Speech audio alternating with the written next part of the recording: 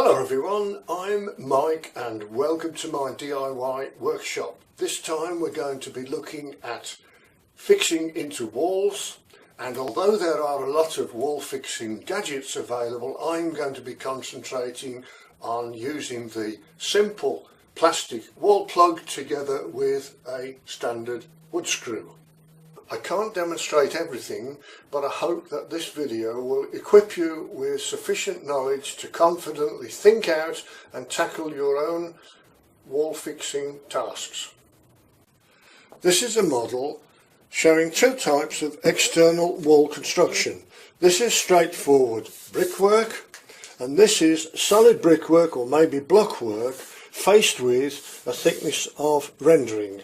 I'm going to be using this model to help me explain the way we use wall plugs and the sizes to use in certain situations.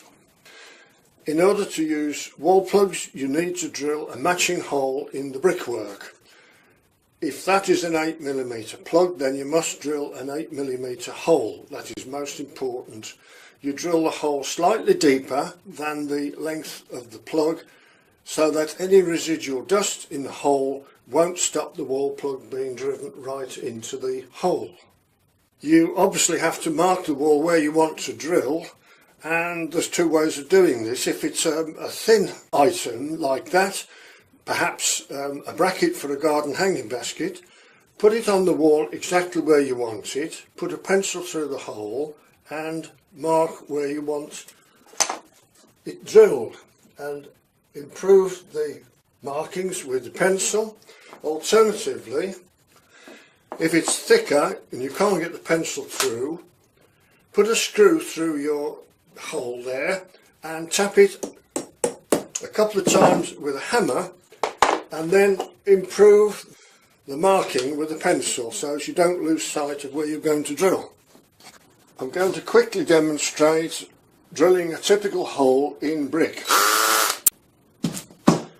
We need a reasonably strong electric drill. Insert the masonry drill with its specially shaped and hardened tip.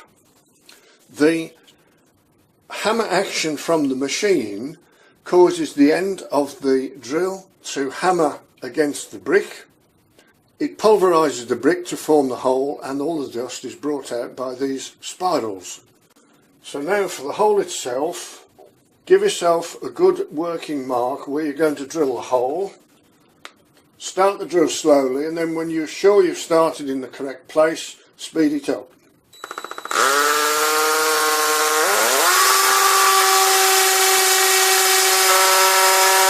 Bring the drill out of the hole now and again to clear the dust. It will stop the drill from possibly jamming up.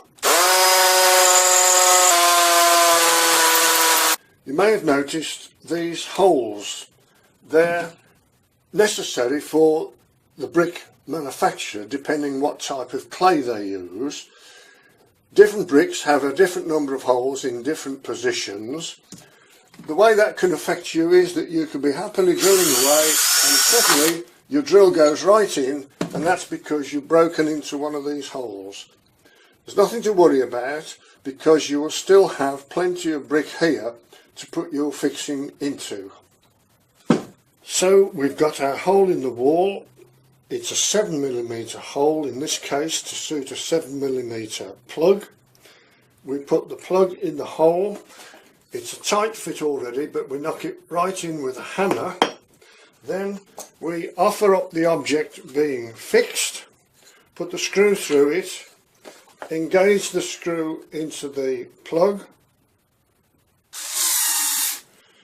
Now already I can feel quite a resistance from that screw as it turns. It's pulling itself into the wall plug and at the same time expanding the wall plug very tightly inside the hole to make a very positive fixing. So we continue to turn the screw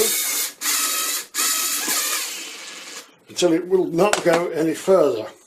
I've got 3 quick tips for you for when drilling brickwork. First of all, try not to drill too near the edge of a brick because your expanding wall plug could just burst the brick and leave you with a very weak fixing.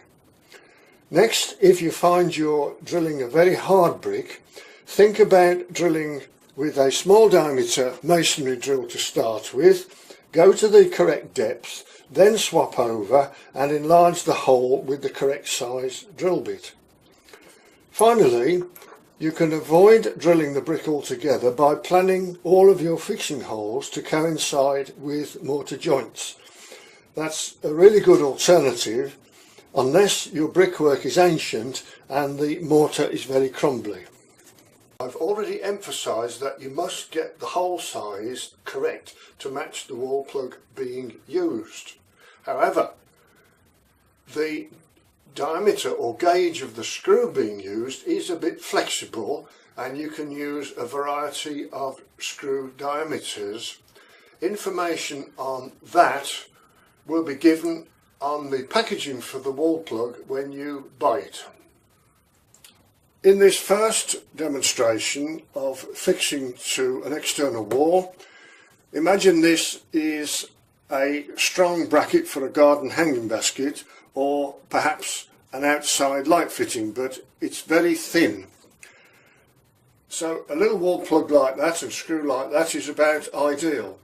But if you try to use that wall plug and screw over here on the rendered wall, both the screw and the plug are too short because you haven't got enough fixing into the solid brick behind the rendering. You can't rely on fixing to rendering. So you need a longer plug and a longer screw. There you are, that sort of thing will do the job. In this example, the object being fixed is a bit thicker, so I've got the same plug as the last example but a longer screw, and here, because of the rendering thickness, again we've got to use a longer wall plug and a longer screw.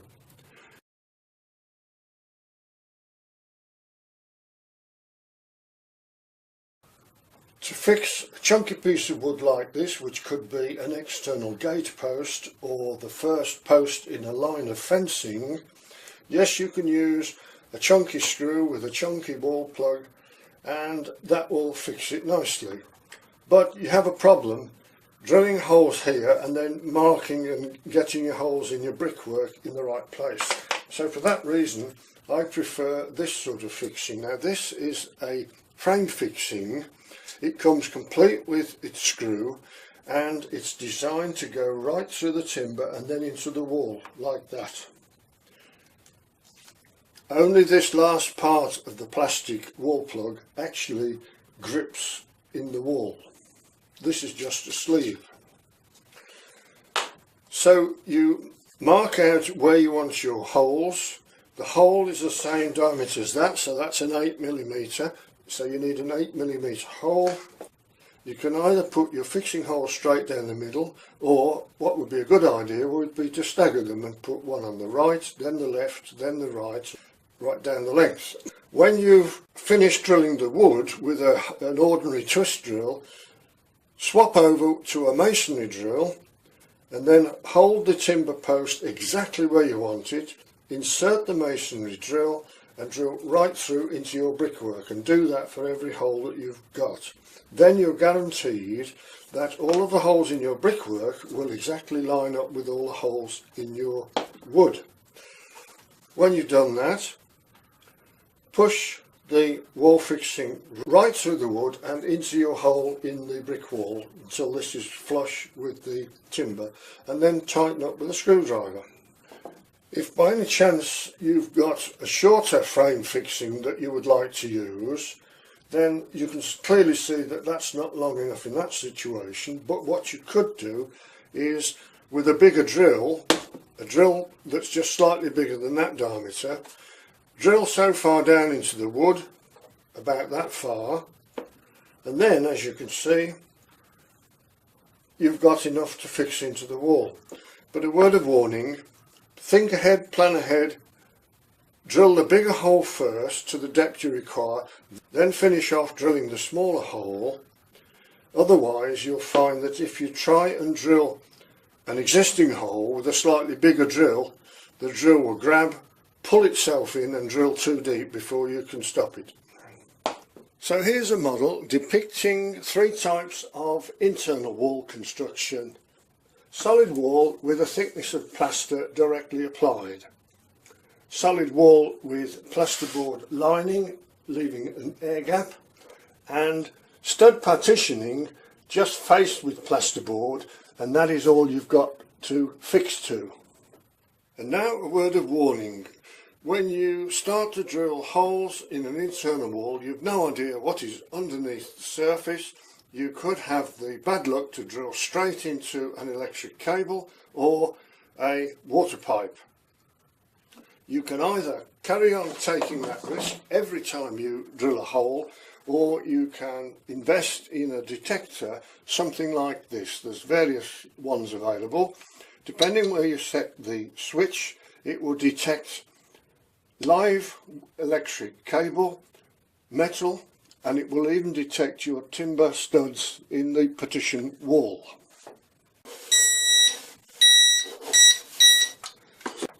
So that's telling us, in this case, that there's a live electric cable behind the wall, so the obvious thing to do is to avoid drilling in that area. Now let's have a look at different fixing situations according to the type of wall construction. Solid wall with a layer of plaster on, and the advice for that is the same as for an external rendered wall, where you can't rely on fixing just to the plaster. You've got to get the plug and the screw at least 20 millimeters into the solid part of the wall.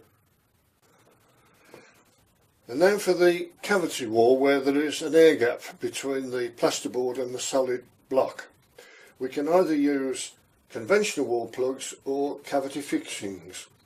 So with these conventional plugs, they need to go into the block sufficiently to get a good fixing, a minimum of 20 millimeters. So that's both the screw and the plug, minimum 20 millimeters. That one is hopelessly short. This one is nearly long enough, and if you could find one slightly longer, yes, you'd get a good fixing. Here's an idea if you've got to hang a very heavy wall clock or heavy wall mirror. This will really take some weight, and it's actually a short frame fixing. And this is the type of fixing I showed you before that comes with its own screw. This part is sleeve, this part is the bit that expands in the wall, and as you could see, it's well into the wall structure. So the screw would go through the bracket and you tighten it right up, and that will really give you a strong fixing. Now the cavity fixings, there are numerous proprietary ones about, but these are the two that I'm most familiar with. This is a winged type, where the wings are supposed to spread out behind the plasterboard. This one is much better. It's called a universal plug, because you can put it in a conventional solid wall situation and it will expand in the hole and give you a very firm fixing. In the cavity situation, what happens if you use the correct length of screw, when you keep turning the screw, it pulls the plug into a ball behind the plasterboard and really gives a firm fixing. And here's an example. That's the winged type, and in fact I can still turn that screw. This is the universal plug type, which as you can see is bunched up behind the plasterboard, and I can't turn that screw anymore, it's so tight.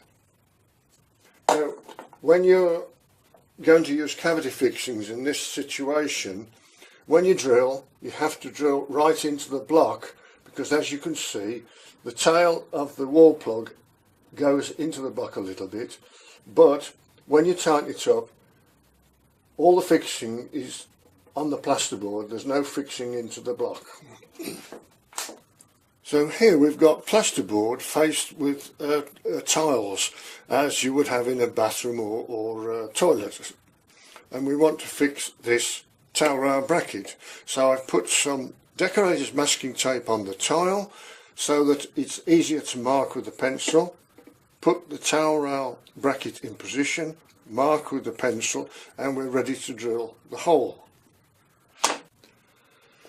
Now as for drilling the hole, we could use an ordinary masonry drill bit, but we'd need to drill slowly and carefully and hope that the drill starts in the correct place. A better bet for starting exactly in the right place is this glass and tile cutting bit, which you use in your drill slowly again, and it will start in the correct place. So you start slowly, and just keep a steady pressure, and not using the hammer action. You do not need that. Now it's gone through the glazed surface and it's going right through everything else. Now, if you've got much thicker tiles, which means that they're almost certainly porcelain tiles, this bit and a masonry drill bit will be hopeless trying to drill it. You've got to go out and buy a special diamond tipped drill. That's a very neat hole in the tile, and now we need to tap the plug right in. Just gently.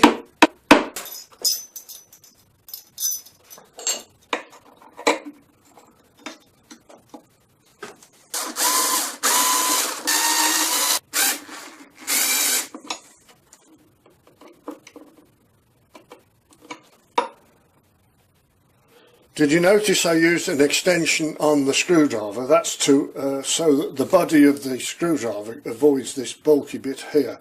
If you're planning to fit a range of shelves on your cavity wall, you'll need to fit brackets, but I do not recommend that you fit individual brackets straight onto the wall. It's quite a fiddle marking out the holes and drilling accurately.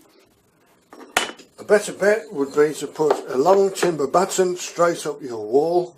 For the extent of your shelves, you can put as many fixings as you like into the timber batten, and then you fix your shelves with wood screws straight into the timber batten. The batten needs to be a minimum of 18mm thick. An alternative to that would be a proprietary slotted shelving system, all in metal, whereby your batten up the wall is actually the slotted metal batten. Then you just simply click your shelf bracket in and you've got height adjustability on your shelves, as in this picture.